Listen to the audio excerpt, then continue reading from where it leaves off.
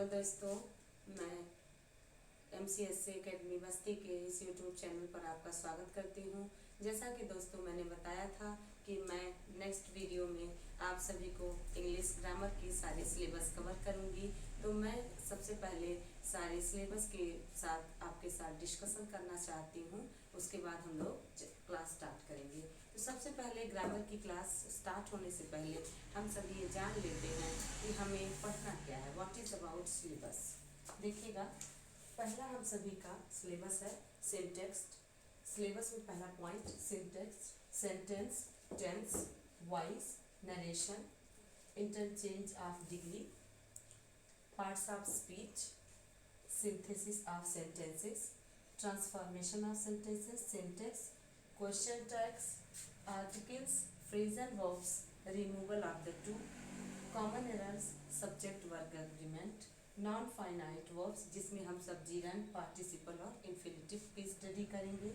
Model axillary verbs जैसे can, could, may, might कहाँ use होता है इसको पढ़ना होगा। Antonym, synonym and phrasal verbs, सब बहुत से ऐसे टॉपिक्स हैं जिनको अभी मैं साथ में डिस्कस करूंगी। तो सबसे पहले दोस्तों, सभी बच्चे जो भी ग्रामर की तैयारी करते हैं वे सभी बच्चे ग्रामर के पूरे सिलेबस को इंटरमीडिएट तक पढ़ के आते हैं। लेकिन जब वो कॉम्पिटिटिव एग्जाम्स में एंट्री करते हैं तो बहुत कई बार ऐसा होता है, कुछ ऐसे पॉइंट्स हैं जो एकेडमिक लेवल पे बच्चों को पढ़ाए तो जाते हैं लेकिन बच्चे उसको इंटेंशनली नहीं फोकस्ड करते हैं, बस ऐसे पढ़ लिया, जान लिया। लेकिन जब हम उसी ग्रामर के टॉपिक को कॉम्पिटिटिव एग्जाम्स के परिप्रेक्ष्य में पढ़ते हैं तो हमें बेसिक से सारे पॉइंट्स को जानना होता है। तो विद्यार्थियों, हम आप सभी के साथ ग्रामर की एक एक सिलेबस के एक एक पॉइंट को कंटिन्यू करेंगे और हम जानेंगे कि कौन कौन से सिलेबस को सीक्वेंसली हमें पढ़ना है। उसके बाद हम सभी लोग कैसे एग्जाम्स में अपीयर होंगे। तो सबसे पहले चलिए मैं एक एक पॉइंट को समझाती हूँ। सबसे पहले सेंटेंस। तो सेंटेंस हम सभी बच्चे पढ़े हैं, सभी विद्यार्थियों को पता है सेंटेंस क्या है। लेकिन जब तक हम सेंटेंस नहीं जान लेते हैं ग्रामर को पढ़ना मुश्किल हो जाता है। सेंटेंस में हम सभी को जानना होगा कितने सेंटेंस होते हैं, कितने प्रकार के होते हैं, कौन से सेंटेंस में कौन सा मार्क यूज होता है, क्योंकि कई बार क्वेश्चन में पंक्चुएशन मार्क से रिलेटेड क्वेश्चन आ जाता है। इंट्रोगेशन मार्क नहीं रहेगा और बच्चों को क्वेश्चन पूछ लेगा which one of the correct, तो बताना होगा जिसमें क्वेश्चन वर्ड लगा रहे, हेल्पिंग वर्ब लगा रहे और लास्ट में इंट्रोगेशन मार्क वे सेंटेंस वाले क्वेश्चंस बन जाएंगे। टेंस में सभी को पता है 3 टेंसेज होते हैं, उसको डिवाइड करके 12 टेंसेस पढ़ते हैं। लेकिन एग्जैक्ट कौन सा हेल्पिंग वर्ब कौन से टेंस में लगेगा और कौन सा सेंटेंस बोलते समय हमें कौन सा टेंस इस्तेमाल करना है उसको जानना जरूरी है। उसके बाद हम सभी वॉइस, नरेशन। तो वॉइस में विद्यार्थी हम सभी को पढ़ना होगा एक्टिव वॉइस और पैसिव वॉइस। अब एक्टिव वॉइस, पैसिव वॉइस में चेंजेस पढ़ने होते हैं। उसके बाद नरेशन। नरेशन में भी हम सभी को डायरेक्ट स्पीच, इनडायरेक्ट स्पीच पढ़ना होता है। उसके बाद इंटरचेंज ऑफ डिग्री। तो इंटरचेंज ऑफ डिग्री में हम सभी ने पढ़ा है positive degree, comparative degree, superlative degree. तो कैसे पॉजिटिव डिग्री को कंपैरेटिव में चेंज करें, कंपैरेटिव को सुपरलेटिव में चेंज करें, सुपरलेटिव को फिर से पॉजिटिव में चेंज करें, उसको जानना होता है। फिर दोस्तों parts of speech. Parts of speech में सभी विद्यार्थियों को इस बात को जानना जरूरी है कि पार्ट्स ऑफ स्पीच में कई सारे टॉपिक इंक्लूडेड हैं, जैसे noun, pronoun, verb, adverb, adjective, interjection, conjunction, preposition. और इस पार्ट्स ऑफ स्पीच को पढ़ने के बाद ही हम सभी को सारे टॉपिक्स को एक सेंटेंस में कितने सारे वर्ड्स लिखे, उन वर्ड्स का एक्चुअल मीनिंग क्या है, एक्चुअल उनका कार्य क्या है, ये पार्ट्स ऑफ स्पीच में पता चलता है। पार्ट्स ऑफ स्पीच का शाब्दिक अर्थ होता है शब्द भेद। उसके बाद synthesis of sentence. Synthesis of sentence में हम सभी को सिंपल, कॉम्प्लेक्स और कंपाउंड पर स्टडी करनी होगी। ट्रांसफॉर्मेशन ऑफ सेंटेंस में किस प्रकार से किसी सेंटेंस को ट्रांसफर किया जाए और चेंज किया जाए कि उसका मीनिंग ना चेंज हो, जैसे assertive to interrogative, interrogative to assertive, affirmative to negative, assertive to exclamatory, उसको चेंजेस, ऐसे क्वेश्चंस एग्जाम में आते हैं कि उसको चेंज करना है। सिंटैक्स में हम सभी को वही पार्ट्स ऑफ स्पीच को ही दोबारा पढ़ना पड़ता है, लेकिन मेन पॉइंट्स को पार्ट्स ऑफ स्पीच की तरह से। दोस्तों अब आ जाते हैं सिंटैक्स पे। तो सिंटैक्स में हम सभी को पार्ट्स ऑफ सिंटेक्स में जैसा कि हम देख रहे हैं कि सिंटेक्स में पार्ट्स ऑफ स्पीच को ही पढ़ना होता है, लेकिन मेन पॉइंट्स को, पार्ट्स ऑफ स्पीच को ही सिंटेक्स में हम दोबारा स्टडी करते हैं। क्वेश्चन टैग, तो विद्यार्थियों को पता है कि क्वेश्चन टैग में आपको बस यही जानना होता है कि अगर क्वेश्चन पूछा गया है, सेंटेंस आपका अफर्मेटिव में है तो क्वेश्चन टैग आपका नेगेटिव में होगा, और आपका सेंटेंस नेगेटिव में है तो क्वेश्चन टैग अफर्मेटिव में होगा। बहुत सारे टॉपिक्स में ये क्वेश्चन टैग बहुत सारे एग्जाम्स में पूछा जाता है। चलिए हम लोग और आगे बढ़ते हैं। तो हम लोगों को आर्टिकल पढ़ना है। आर्टिकल में ए एंड द, ये हम लोग स्टडी करते हैं। और कई बार क्या होता है एग्जाम में ओमिशन ऑफ आर्टिकल आ जाता है, जिसको कई बार जीरो आर्टिकल बुलाया जाता है, तो हम सभी जीरो आर्टिकल का भी अध्ययन करेंगे। फ्रेजल वर्ब्स बुक को भी हम सभी को याद करना पड़ता है, क्योंकि अब वर्ब ना पूछ करके एग्जाम्स में फ्रेजल वर्ब पूछने लगे हैं। फ्रेजल वर्ब होता क्या है दोस्तों? फ्रेजल वर्ब एक वर्ब और प्रीपोजिशन मिला करके एक न्यू वर्ड मिलता है, उसको फ्रेजल वर्ब कहते हैं। जैसे लुक मीन्स होता है देखना, लेकिन उसी के साथ फॉर ऐड हो जाए तो उसकी अलग मीनिंग हो जाएगी, लेकिन वैसे तो फॉर का मीनिंग हम लोग से या के लिए पढ़े हैं। लुक और फॉर मिला करके लुक फॉर एक नया वर्ड बनता है, जिसका मीनिंग होता है टू सर्च या किसी चीज़ को खोजना। तो ये लुक फॉर एक फ्रेजल वर्ब है। ऐसे बहुत सारे वर्ब्स हैं, जैसे ब्रेक इनटू मीन्स होता है सेंध मारना, ब्रेक आउट, बहुत सारे वर्ड्स है, कॉल ऑफ, कॉल ऑन। तो कॉल का मीन्स तो बुलाना होता है, लेकिन जब इनके साथ कोई एक प्रीपोजिशन ऐड हो जाता है तो ये नया मीनिंग लेने लगते हैं। उसी को हम सभी को फ्रेजल वर्ब्स में जानना होता है। रिमूवल ऑफ द टू में, जैसा कि हम सभी ने पहले से पढ़ रखा है, और जो विद्यार्थी नहीं जानते हैं उन्हें बताया जाएगा। रिमूवल टू में TOO और TO2 का ऐड होता है। उसी TOO को हटा के हम लोग सो और दैट का यूज़ करके subject plus can not could not करते हैं। बहुत इजी है बच्चों, बस आप एक बार विश्वास करते हुए कंटिन्यू क्लास को करेंगे तो टॉपिक्स इजी हो जाएगा। कॉमन एरर्स में क्या होता है, सारे टॉपिक से रिलेटेड क्वेश्चंस आते हैं, जिसको कई बार स्पॉटिंग एरर भी कहा जाता है। उसमें कॉमन एरर में A slash B slash C slash करके आपको क्वेश्चंस मिलेगा, लास्ट में नो एरर ऑप्शन मिलते हैं, और विद्यार्थियों को जानना होता है कि पूरे इंग्लिश में से कौन सा करेक्ट है। उसके बाद हम सभी देखते हैं subject verb agreement. Subject verb agreement में सब्जेक्ट के हिसाब से वर्ब काम करता है और वर्ब के हिसाब से सब्जेक्ट मुड़ जाता है। इसको हम लोग देखेंगे, जैसे आइदर आर, नाइदर नार, या आप देखिए पर्सनल प्रोनाउन एक सेंटेंस में तीनों दिया हो तो कौन से वर्ब्स लगते हैं, तो उसको हम लोग सब्जेक्ट वर्ब अग्रीमेंट में पढ़ेंगे।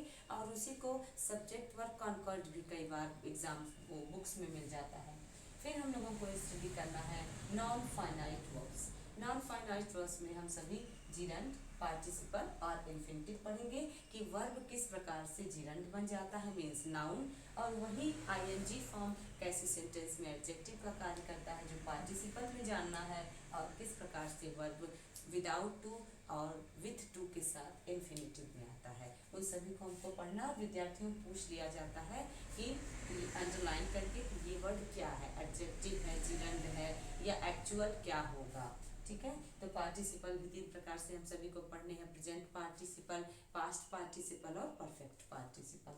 उसके बाद modal auxiliary verbs. Modal auxiliary verbs में हम सभी को can, could, may, might, ought to, dare, need, तो मॉडल ऑक्सिलरी वर्ब्स में ऑक्सिलरी वर्ब्स भी पढ़ने हैं और सेमी मॉडल ऑक्सिलरी वर्ब्स भी पढ़ने हैं। उसके बाद एंटोनिम, सिनोनिम, फ्रेजल वर्ब। तो एंटोनिम, सिनोनिम, आप सभी विद्यार्थियों देखिए, अगर एंटोनिम सिनोनिम की बात करें तो उसमें प्रीवियस ईयर के क्वेश्चंस और नए न्यूज़पेपर के वर्ड्स, ऐसे वर्ड्स को पढ़ करके ही एंटोनिम सिनोनिम बच्चे तैयार किया जाता है। एंटोनिम सिनोनिम्स के लिए कोई रूल नहीं है बच्चों, इसके लिए आपको लर्न करना पड़ेगा, मैथड्स आपको प्रोवाइड किए जाएंगे। ओके, तो अब हम लोग जो है फ्रेजल वर्ब्स, जो कि देखिए दोस्तों 2 बार फ्रेजल वर्ब्स आ गया है, लेकिन फ्रेजल वर्ब वही है जैसे कि आपको बताया, एक वर्ब और एक प्रीपोजिशन। चलिए विद्यार्थियों, अब हम सभी आगे के टॉपिक्स को पढ़ते हैं।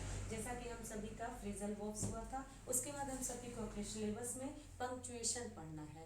Punctuation, homophones, after that idioms and phrases, proverbs and passage. उसके बाद हम सभी को cloze test, prefix and suffix और वर्ड फॉर्मेशन। तो पंक्चुएशन क्या है? पंक्चुएशन में हम सभी को जानना होगा किसी सेंटेंस में full stop, inverted comma, single comma, question mark, explanation mark, ये सब का रियल में यूज क्या है, सेमीकोलन कहाँ लगना चाहिए, ऐसे सेंटेंसेस, ऐसे टॉपिक से रिलेटेड क्वेश्चन पंक्चुएशन में पूछे जाते हैं। होमोफोन्स में हम सभी के होमोफोन, होमोनिम, होमोग्राफ ऐसे आते हैं। जैसे कई बार होता है स्पेलिंग सेम होती है और उसका प्रोनाउंसिएशन भी सेम होता है बट उसका मीनिंग डिफरेंट होता है। ऐसे टॉपिक्स हम सब होमोफोन्स में पढ़ते हैं।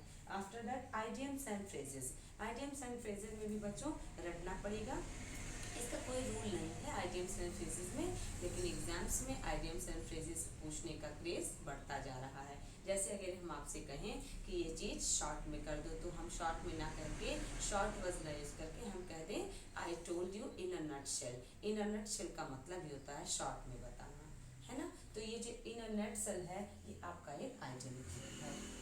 उसके बाद हम सभी को प्रोवर्ब्स पढ़ना है। प्रोवर्ब्स मीन्स होता है कहावतें एवं लोकोक्तियाँ, जो कि हिंदी में पढ़ते हैं हम सब। सेम आपका प्रोवर्ब्स आता है, जैसे कह देता है which one of the correct, या इसको कंप्लीट कीजिए, ऐसे पॉइंट आपको मिलते हैं प्रोवर्ब्स में। जैसे कहते हैं कि something is better than nothing, या कहते हैं child is the father of man, necessity is the mother of invention, ये सब प्रोवर्ब्स में आते हैं। पैसेज, पैसेज में हम सभी को एक पैसेज दे दिया होता है, उस पैसेज से रिलेटेड एसएससी बैंकिंग की बात करें तो 10 क्वेश्चन आते हैं, कभी सीटेट और टेट की बात करें तो 10 क्वेश्चंस 5 क्वेश्चंस पूछे जाते हैं। वैसे कॉमनली पैसेज 5 क्वेश्चंस के आते हैं। उसी पैसेज से आपको क्वेश्चंस निकाल करके आंसर, क्वेश्चंस से आंसर निकाल करके आपको सेलेक्ट करना होगा। Options has been given. अब देखिए क्लोज टेस्ट। क्लोज टेस्ट में क्या होता है, आप सभी ने देखा होगा क्वेश्चंस को कि एक पैसेज होता है और बीच बीच में ब्लैंक कर दिया जाता है और 4 ऑप्शंस दे दिए जाते हैं। उसी ऑप्शंस के अनुसार कौन सा वर्ड सुटेबल होगा उस ऑप्शन के लिए सेंटेंस को कंप्लीट करने में, वो क्लोज टेस्ट में आता है। उसके बाद प्रीफिक्स और सफिक्स। प्रीफिक्स और सफिक्स में हम लोग देखते हैं कि किसी वर्ड के आगे कोई आपका जो जुड़ता है वो क्या हो जाता है प्रीफिक्स, और जो बाद में ऐड किए जाते हैं वर्ड्स वो क्या हो जाते हैं सफिक्स। जैसे कि प्रीफिक्स में अगर हमको कहना है सिमिलर, तो हमको इसका अपोजिट बनाना होगा, तो हम आपको ऑप्शन दिया होगा अनसिमिलर, IR, इरसिमिलर, नॉन सिमिलर या डिसिमिलर। तो दोस्तों यहाँ डिसिमिलर वर्ड एक्चुअल में सही प्रीफिक्स है यहाँ। इसी प्रकार से आपको कह दिया जाए, क्या कह सकते हैं आप, कह दिया जाए हैप्पी। अब हैप्पी के साथ कह दिया जाए कि इसमें कौन सा सफिक्स या प्रीफिक्स ऐड होगा, तो आपको यहाँ प्रीफिक्स देखना है। सफिक्स देखेंगे तो नेस यूज कर सकते हैं, हैप्पीनेस न्यू वर्ड बन जाएगा। और प्रीफिक्स देखा जाए तो आप यहाँ ऑप्शन में अनहैप्पी, डिसहैप्पी, रीहैप्पी इस तरह से दिया होगा, लेकिन यहाँ एक्चुअल में सुटेबल वर्ड, सुटेबल प्रीफिक्स क्या है, अनहैप्पी। ऐसे क्वेश्चंस प्रीफिक्स और सफिक्स के बनते हैं। वर्ड फॉर्मेशन में दोस्तों हम सभी को ये जानना होता है किसी वर्ड के साथ कौन से वर्ड ऐड किए जाएं, या किसी वर्ड के साथ कौन सा एक्चुअल में कुछ सफिक्स या प्रीफिक्स ऐड हो कि वो नया वर्ड बन जाए। जैसे दोस्तों अगर हम आपसे कहते हैं ब्यूटी, तो ब्यूटी क्या है, ब्यूटी एक नाउन है, लेकिन अगर हम उसमें FUL ऐड कर दें तो उसको हम एडजेक्टिव बना सकते हैं ब्यूटीफुल। अगर हम उसको वर्ब बनाना चाहें तो हमको FY ऐड करना होगा, तो एक नया वर्ब बन जाएगा ब्यूटीफाई। और अगर हम सभी को उसको एडवर्ब बनाना है तो दोस्तों हम उसमें FULLY ऐड करेंगे तो ब्यूटीफुली और एडवर्ब हो जाएगा। इसी प्रकार से वर्ड फॉर्मेशन में हम सभी को जानना होता है कि कौन एक्चुअल उसमें वर्ड ऐड हुआ है एक्स्ट्रा, और वो कौन सा वर्ड बन गया। जैसे आपको बताया जाएगा ATION, TION, SSION, ION, ऐसे वर्ड्स यूज करने के बाद कोई वर्ड नाउन है, और एग्जाम में पूछ लेता है कि ये एक्चुअल वर्ड है क्या, एडजेक्टिव है, एडवर्ब है, वर्ब है।